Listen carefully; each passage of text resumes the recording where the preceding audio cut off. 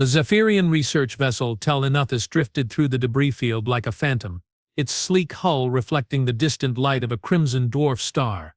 Commander Zelitarian stood motionless on the observation deck, his forearms folded in contemplation, crystalline eyes studying the wreckage that floated before them.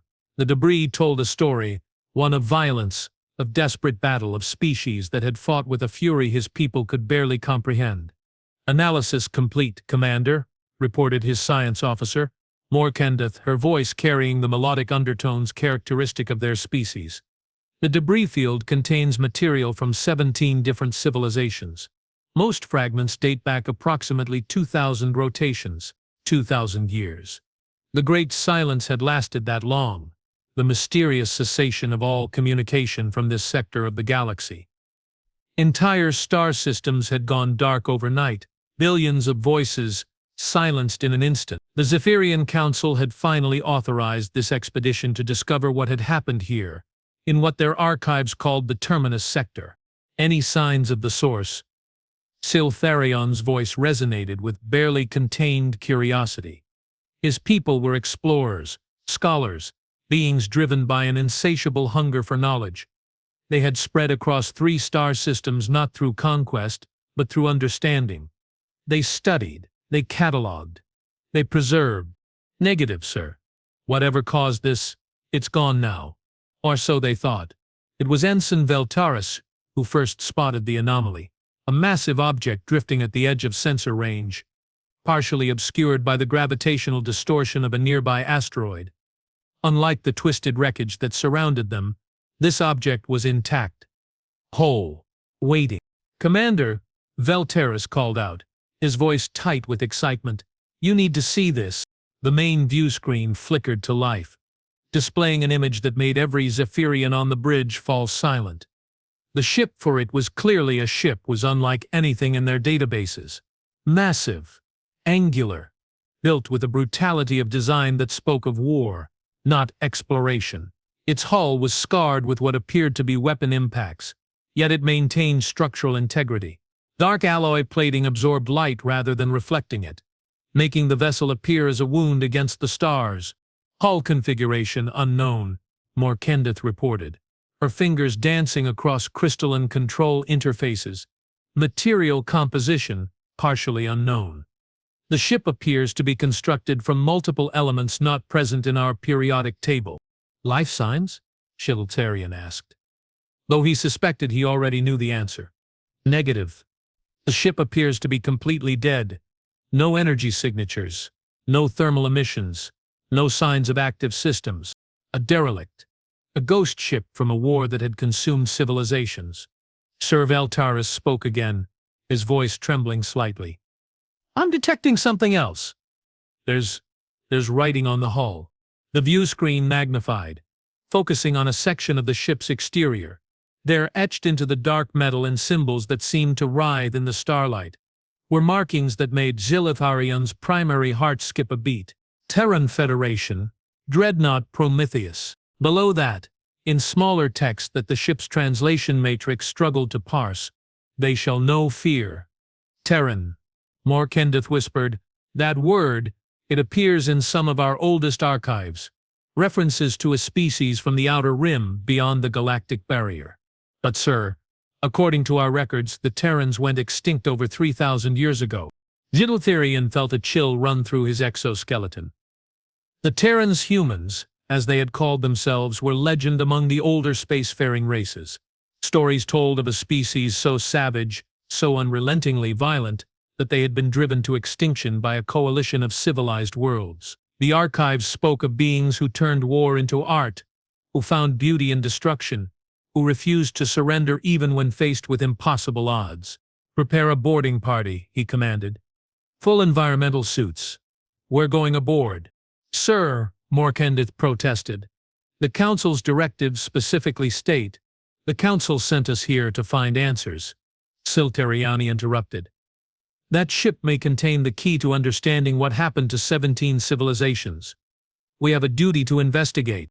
3 hours later, Commander Siltarian stood in the airlock of the human dreadnought, his breathing apparatus struggling to process the ship's stale atmosphere.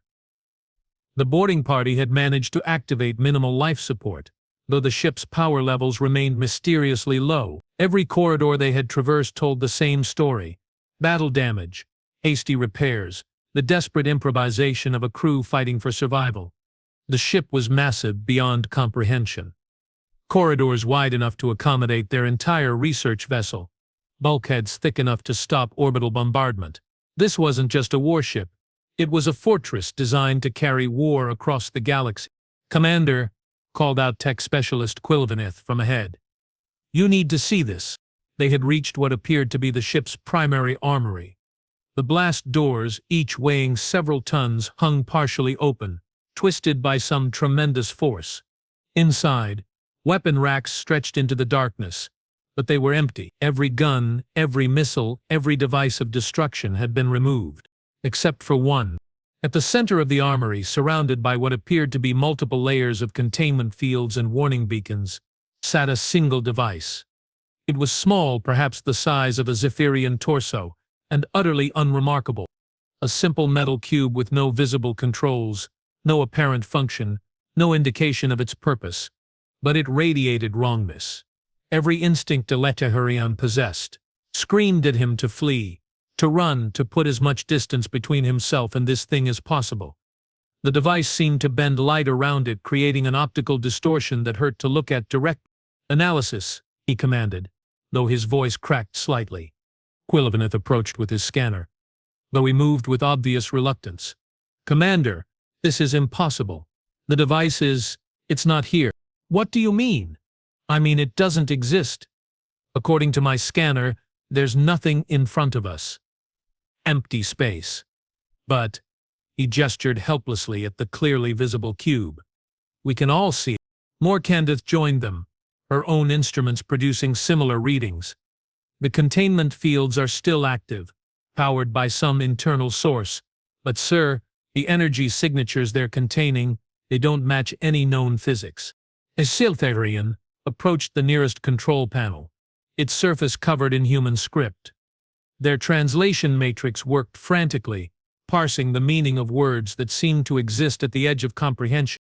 "Prototype designation, void render authorization level, Omega black warning, cessation protocol active warning, proximity sensors activated warning, containment breach will result in untranslatable." "Sir," Veltaris called from across the armory, "I'm reading something else. There's a message here recorded in the ship's logs. It's addressed to whoever finds this ship." They gathered around the secondary console as Veltaris activated the recording. The holographic display flickered to life, revealing the image of a human, the first living member of the extinct species that any of them had ever seen. He was tall by Zephyrian standards, though not unusually so. What struck them was his eyes. They held depths of exhaustion, of loss, of a determination that bordered on madness. Scars crisscrossed his face, and his uniform was stained with what could only be blood. Behind him, the armory was intact, weapons still in their racks, the device surrounded by active containment fields. When he spoke, his voice carried the weight of eons. "My name is Admiral Jackson Cross, Terran Federation Navy. If you're receiving this transmission, then the Prometheus has been found and my crew is dead." "Good. We completed our mission." The human's image flickered, damaged by time and whatever catastrophe had befallen the ship. "You're probably wondering what happened here. What weapon could destroy 17 civilizations and leave only debris? You're probably thinking you've found some super weapon, some ultimate device of destruction." The Admiral's laugh was bitter, hollow. "You're wrong." He gestured to the device behind him. "This isn't a weapon. It's a restraint, a cage. And if you're smart, if you have any sense of self-preservation, you'll leave this ship, mark this system as forbidden, and never speak of what you found here." The image paused, the Admiral's eyes seeming to look directly at Zephyrian. "But you won't, because you're explorers. Scientists. You see something unknown, and you have to understand it. You have to take it apart. You have to know how it works." The human's expression grew infinitely sad. "That's how this all started. The species found something they didn't understand, something that shouldn't exist. They tried to weaponize it. They tried to control it. and when they realized their mistake, it was already too late. Static consumed the image for a moment before clearing. When the Admiral reappeared, his face was grim with purpose. The device you see before you contains something that existed before the universe began. Something that waits in the spaces between reality. We found it on the third planet of the Kepler system, buried beneath miles of ice. We thought we could harness it. We thought we could use it to end war forever. Another pause. Another bitter laugh. Instead, we became war. We became the thing that destroys, because that's what humans do. We adapt. We survive. We become whatever the universe needs us to become. And when 17 civilizations tried to stop us from containing this thing, we became their executioners. The recording began to destabilize, the image fragmenting. The device is stable for now. The containment fields are powered by quantum batteries that will last for millennia. But if they fail, if someone tries to remove it, the Admiral's voice dropped to a whisper, then God help us all. Because what's inside that cube isn't just a weapon, it's the end of everything. And the only thing standing between it and the universe is humanity's willingness to be the monsters that keep the real monsters at bay. The image dissolved into static, leaving the boarding party in stunned silence. Chiltarian stared at the device, this void render, and felt the weight of cosmic horror settling on his shoulders. The humans hadn't been driven to extinction.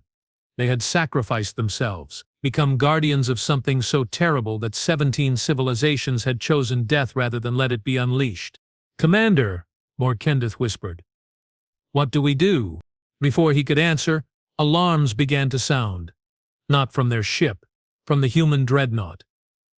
Ancient systems dormant for millennia suddenly blazed to life. Emergency lighting bathed the armory in crimson, and a voice, cold, mechanical, utterly inhuman, echoed through the corridors. Proximity breach detected. Containment field fluctuation detected. Initiating emergency protocols. Activating cessation protocol. The device began to pulse with a light that wasn't quite light, a glow that seemed to emanate from somewhere beyond the visible spectrum. The containment fields flickered, and in that moment, as reality itself seemed to tremble, Chiltarian understood with crystal clarity that they had just awakened something that had been sleeping for 2,000 years. Something that should have remained asleep forever. The Talonethis shuddered as waves of impossible energy cascaded from the human dreadnought. On the bridge, displays flickered between normal readings and configurations that violated fundamental physics. Navigation Officer Ythmerol gripped his console as his instruments tried to process data that shouldn't exist. "Commander," he called over the growing chaos. "Long-range sensors are detecting movement. Ships, dozens of them, approaching from all vectors."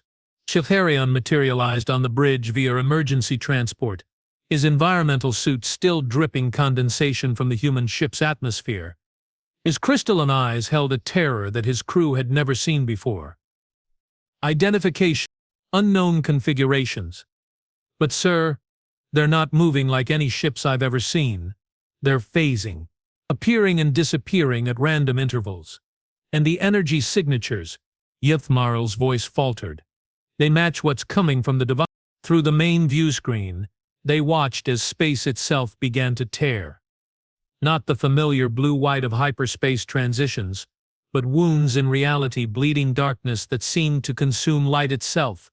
From these tears emerged vessels that defied comprehension. They were organic and mechanical simultaneously, their hulls shifting between states of matter as if they couldn't decide what they wanted to be. "Sir," Morkendith reported from her science station, "I'm receiving communications.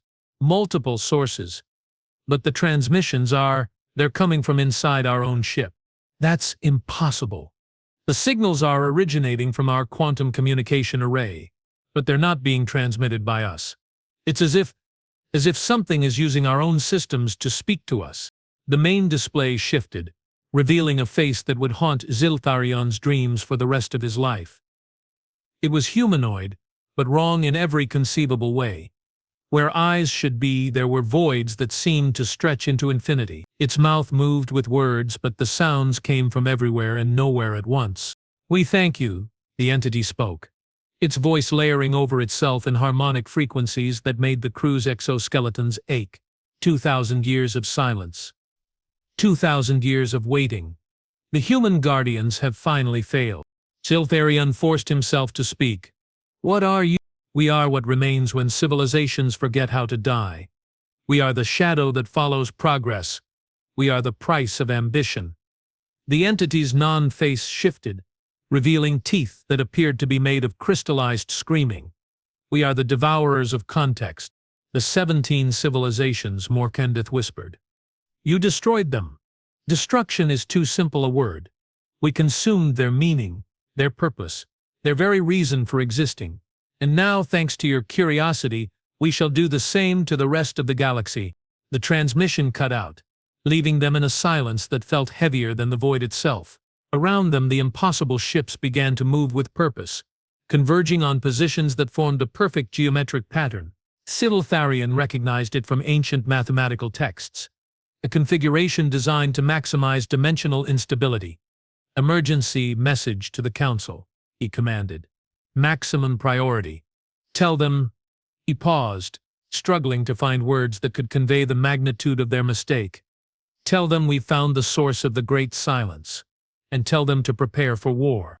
3 days later, the emergency session of the Zephyrian Council convened in the crystalline spires of their homeworld. Representatives from across their confederation materialized via hologram, their forms flickering with the urgency of their situation. Admiral Kefdadarian of the Fleet Command listened to Zephyrian's report with growing dread.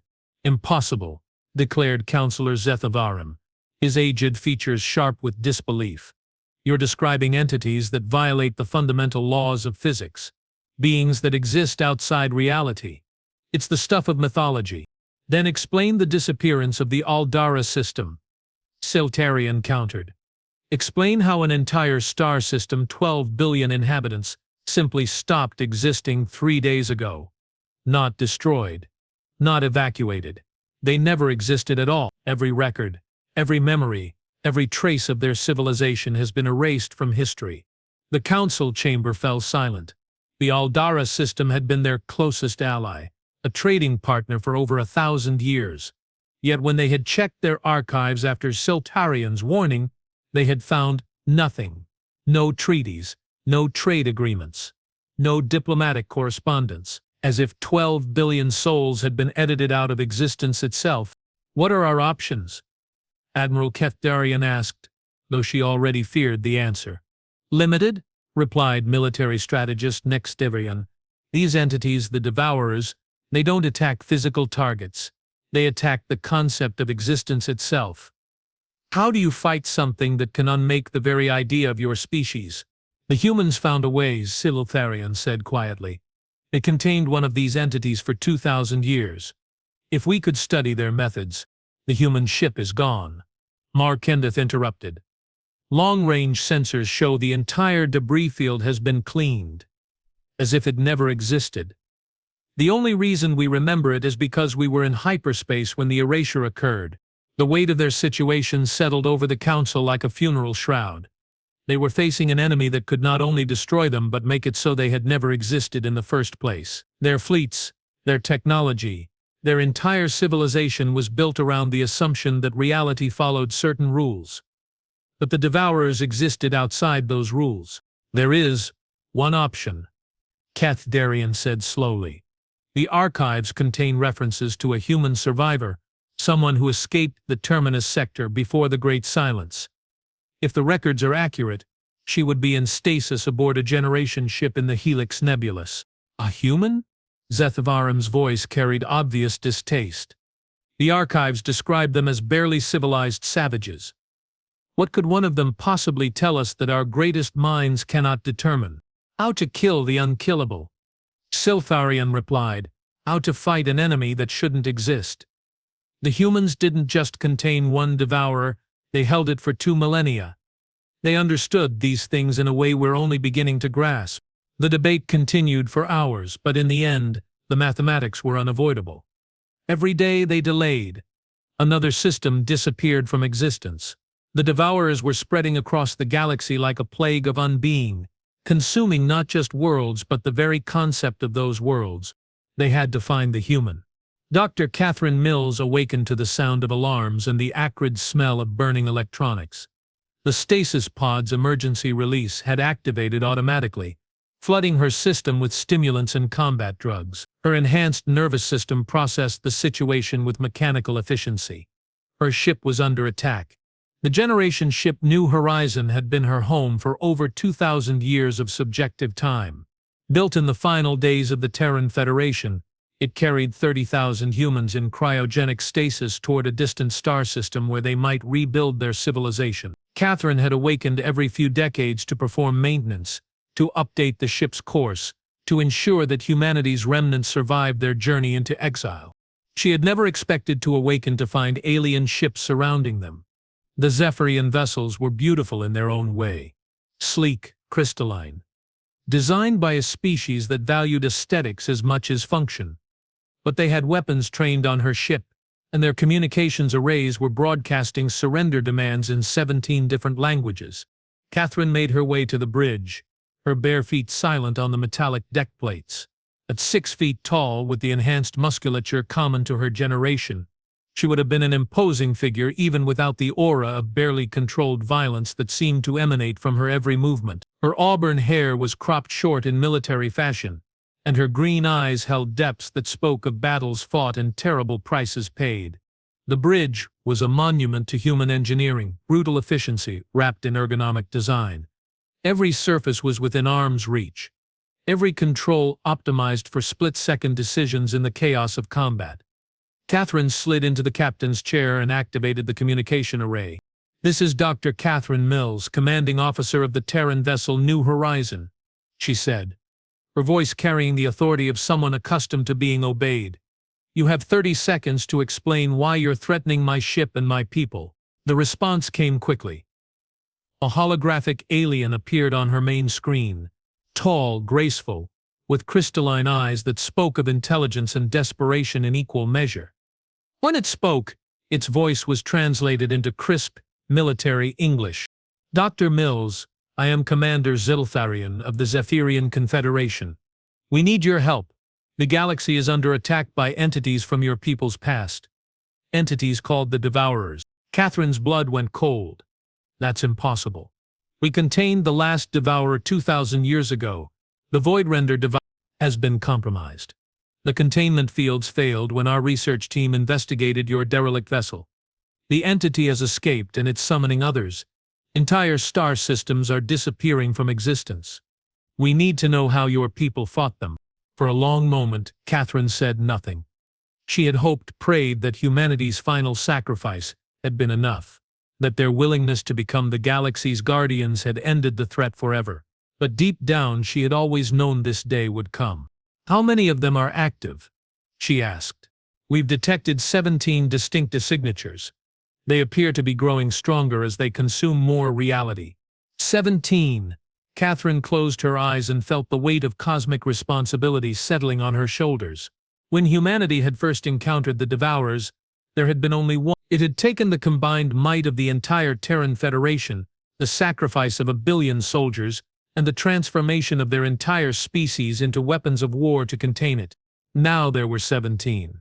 "Commander," she said, opening her eyes and fixing him with a stare that made him step back involuntarily, "I need you to listen very carefully.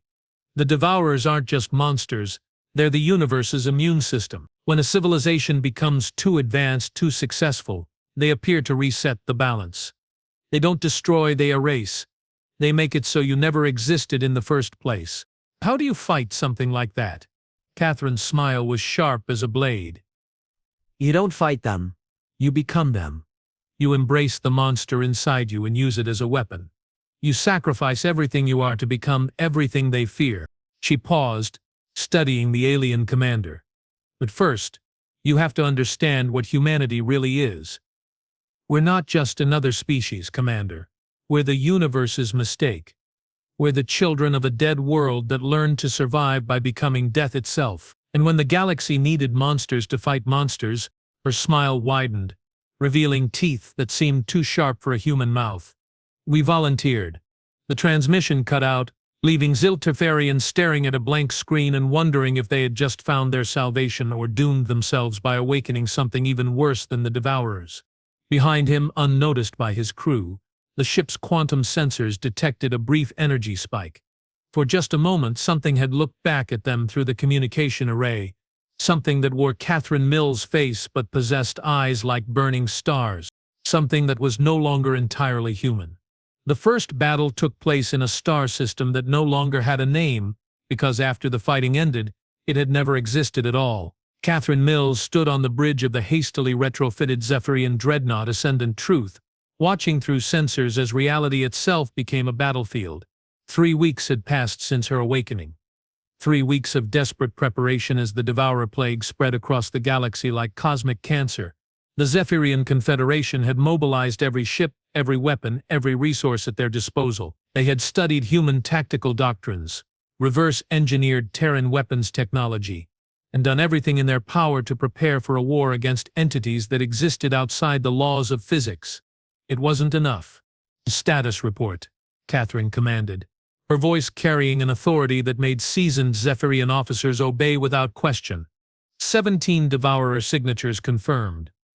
Reported Tactical Officer Veltaris, his crystalline features tense with concentration. "They're using the same pattern as before, surrounding inhabited systems and systematically erasing them from existence. Current rate of consumption, 1-star system every 14 hours. Catherine nodded grimly. The mathematics were inexorable. At this rate, the galaxy would be empty of sentient life within 6 months. But mathematics assumed that the laws of reality remained constant, and Catherine had learned long ago that some wars could only be won by breaking those laws. "Commander Zephyrian," she called to the alien who had found her. In the weeks since their first meeting, he had become her most trusted ally, and the only member of the crew who truly understood what they were attempting. "Signal the fleet? Begin Omega Protocol." Zephyrian's eyes widened. They had discussed this possibility, but he had hoped it wouldn't come to this. "Catherine, are you certain? Once we begin, there's no going back." "There was no going back the moment you opened that containment field," she replied. "The universe has chosen its monsters. Now we have to choose whether we become them willingly or let the Devourers remake us in their image." Around them, the Zephyrian fleet began to transform. Ships that had been built for exploration and peaceful contact suddenly bristled with weapons that violated fundamental physics.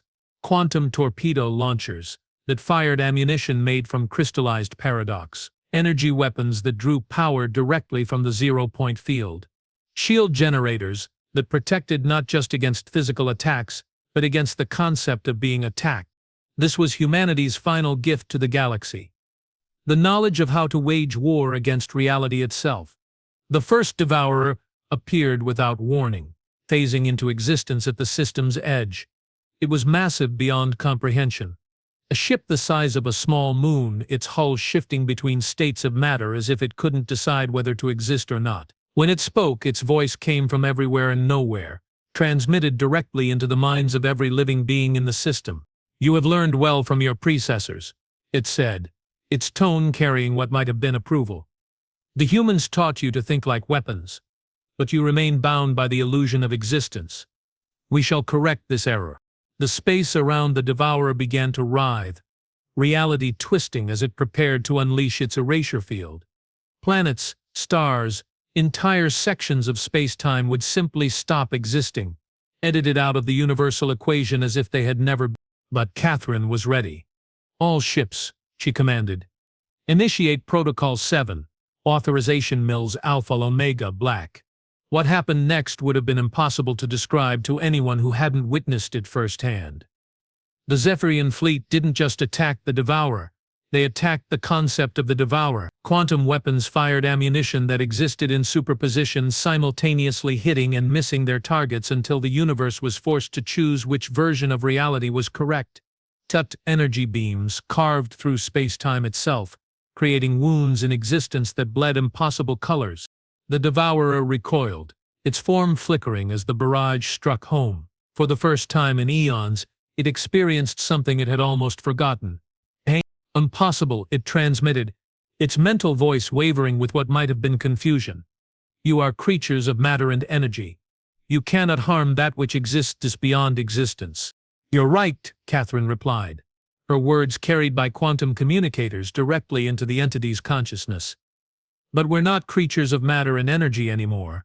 We're something else, something your kind created when you taught humanity that survival required becoming monsters. She gestured to the main display where tactical readouts showed the true nature of their fleet. The ships themselves were still physical objects, but they were crewed by beings that had transcended the boundaries between thought and reality. The Zephyrians had volunteered for the transformation, allowing human technology to modify their neural structures in ways that let them exist partially outside normal spacetime. They had become living weapons in the war against unreality. The battle that followed defied description. Ships fired weapons that existed only in potential until they struck their targets. Squadrons of fighters phased through solid matter to attack the spaces between atoms. The Devourer fought back with erasure beams that deleted chunks of the fleet from history.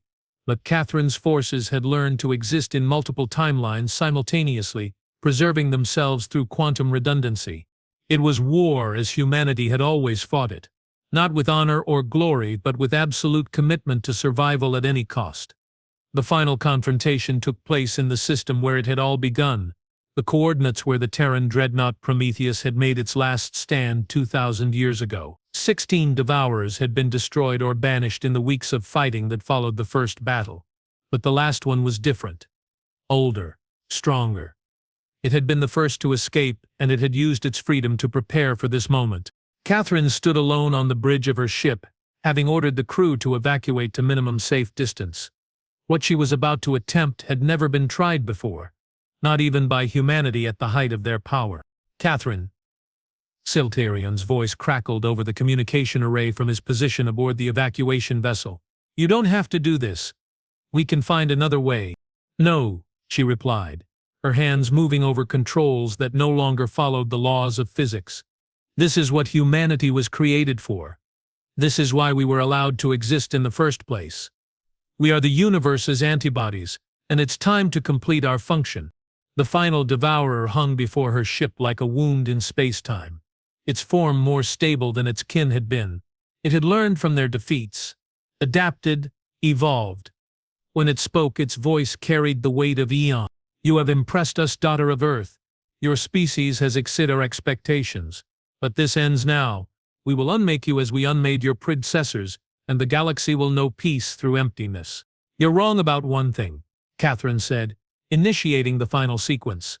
Humanity wasn't unmade, we just changed, became something else. Something designed for this exact moment. The ship around her began to transform, its hull flowing like liquid, as hidden systems activated. This wasn't just a vessel anymore, it was a weapon. A device built from the accumulated knowledge of a species that had spent 2 millennia preparing for this confrontation. The hull plating fell away, revealing a core of pure paradox. Matter that existed and didn't exist simultaneously. Energy that flowed backward through time, consciousness given physical form. Catherine herself was changing too. Her human form dissolved, revealing what she had truly become during her long sleep. She was the sum total of human experience, the collective will of a species that had chosen to become legend rather than accept extinction. She was every soldier who had died fighting the impossible, every scientist who had pursued knowledge beyond the boundaries of sanity, every ordinary person who had chosen to stand against the dark. She was humanity's final answer to the question of what monsters were necessary to fight monsters. What are you? The Devourer asked, its mental voice carrying something that might have been fear. I am Catherine Mills, she replied, her consciousness expanding to encompass star systems. I am Admiral Cross and the crew of the Prometheus. I am the Terran Federation and everyone who died to make this moment possible. I am humanity's promise that the universe will never lack for guardians. The ship completed its transformation, becoming something that existed in 17 dimensions simultaneously. It was no longer bound by the limitations of matter or energy. It was pure will given form, the crystallized determination of a species that refused to accept defeat. And I am your extinction. The final battle lasted exactly 12.7 seconds by standard chronometer, though temporal sensors recorded it as simultaneously lasting forever and never happening at all. When it ended, The last devourer was gone, not destroyed but transformed into something new, something that would spend eternity ensuring that its kind never again threatened the galaxy. Catherine Mills, or what remained of her, hung in space where her ship had been. She was beautiful and terrible, a creature of living starlight that pulsed with the heartbeat of civilizations. When she spoke, her voice carried across quantum space to every inhabited world in the galaxy. "The threat is ended," she said. "The Devourers are contained. The galaxy is safe.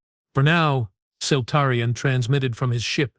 "But what happens when new threats emerge? What happens when the universe needs guardians again?" Catherine's response came wrapped in frequencies that spoke directly to the soul. "Then you call for us? Humanity doesn't die, Commander. We just adapt. We become whatever the universe needs us to become. And when the next impossible threat appears, when the laws of physics fail and hope seems lost," her form began to fade, dispersing across the cosmic winds like stardust. But her final words echoed with the promise of a species that had learned to survive by becoming myth. "We'll be waiting." 5 years later, the Zephyrian Confederation erected a monument in the system where the final battle had taken place. It was a simple thing, a crystal spire that reached toward the stars, inscribed with the names of every human who had died in the war against the Devourers.